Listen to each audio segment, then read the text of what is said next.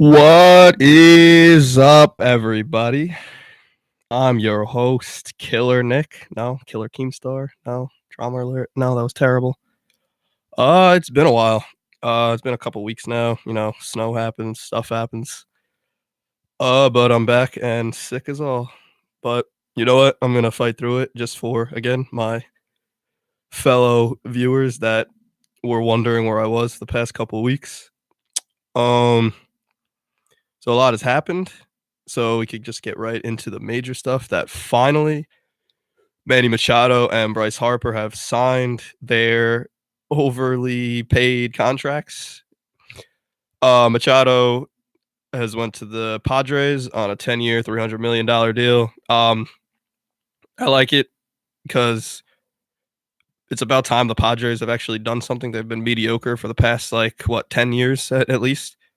They have a superstar finally to build around, and they have the best stadium in the league, in my opinion. So, and yes, I'm being unbiased when I think Citi Field is the second best. San Diego is definitely the best. I would love to visit there one day.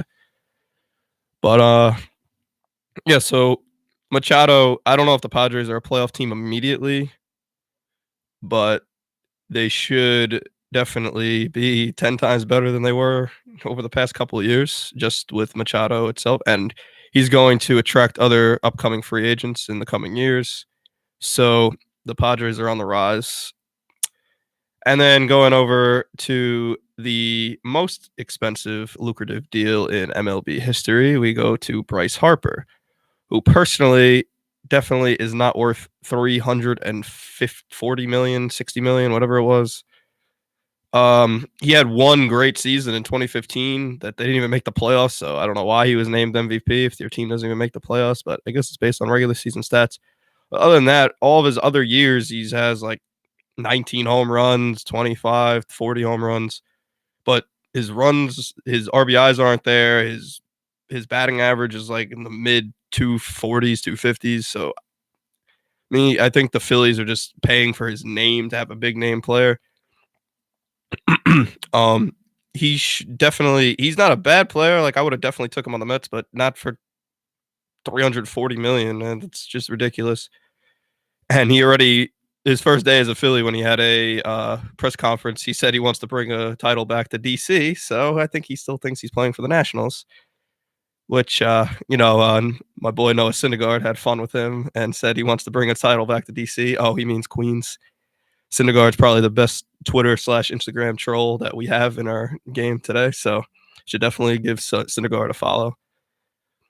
But moving on to the more important stuff, which is Mets stuff. Obviously, it would not be a Nick show without talking about the Mets.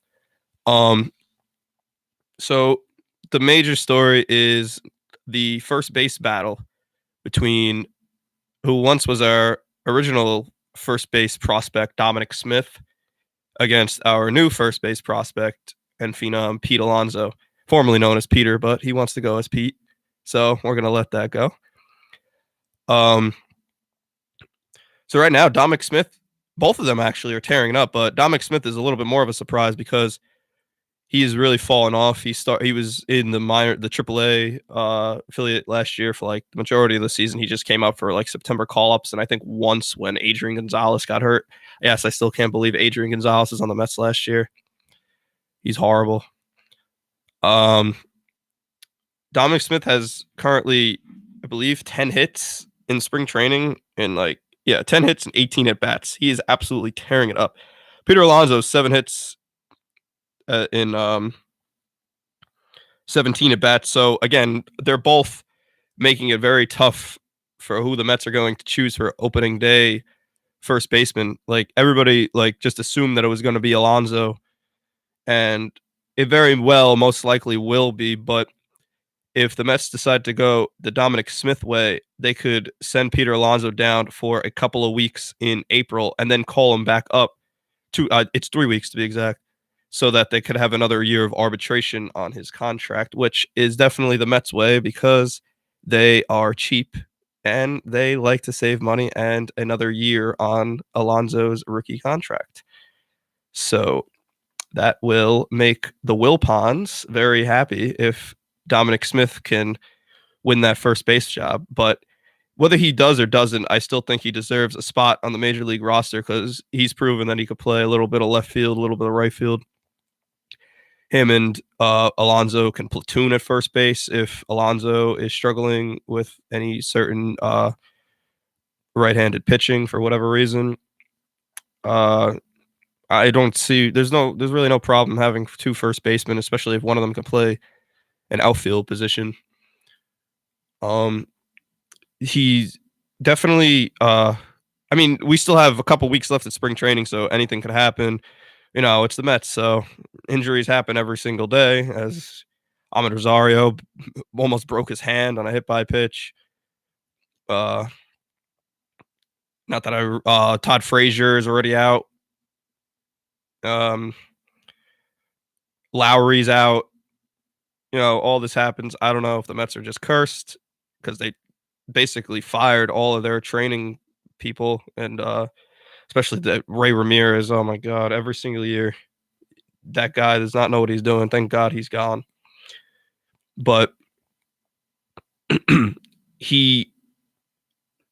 Mets just very unfortunate with injuries every year. That's why they should have been in the playoffs every single year since 2015. But that's just what happens. Injuries happen, and that's why the first base battle between Alonso and Smith is actually really good right now, because it's great to know that they have so much depth at first base, at shortstop, everywhere in the infield. They have so much infield depth.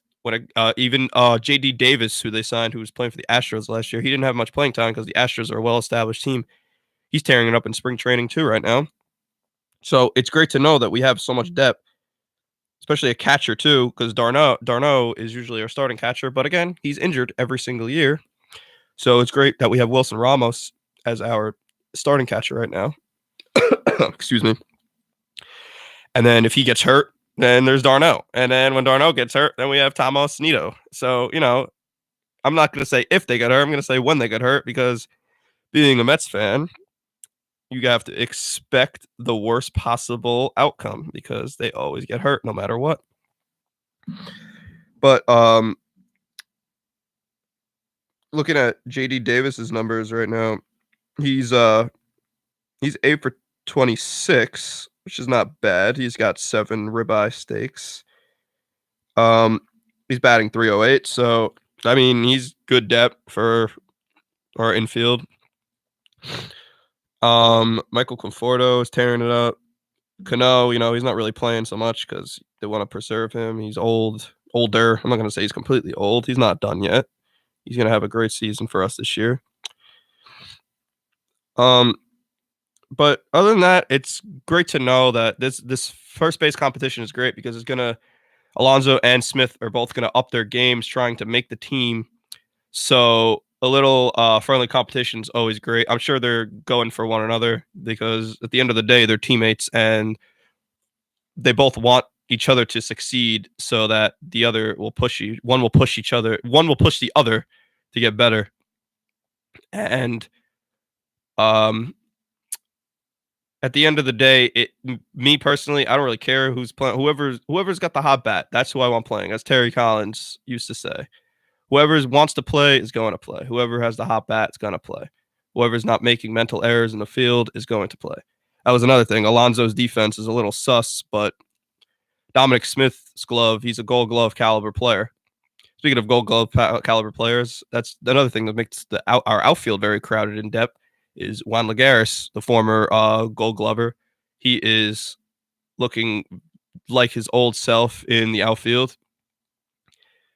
So we're going to have a lot of depth in the outfield this year, along with Conforto, Nimmo, and when eventually Cespedes comes back. But who knows when that's happening? He's played 20 games in 3 seasons. So if that man is completely healthy, I believe that we are the team to beat in the National League without a doubt, especially if our pitchers are going the way that they should be going. If DeGrom doesn't even have to come near what he accomplished last year. I mean, I hope he has a couple more wins this year, but if DeGrom just keeps up what he's doing, Syndergaard has pitches up to his full potential.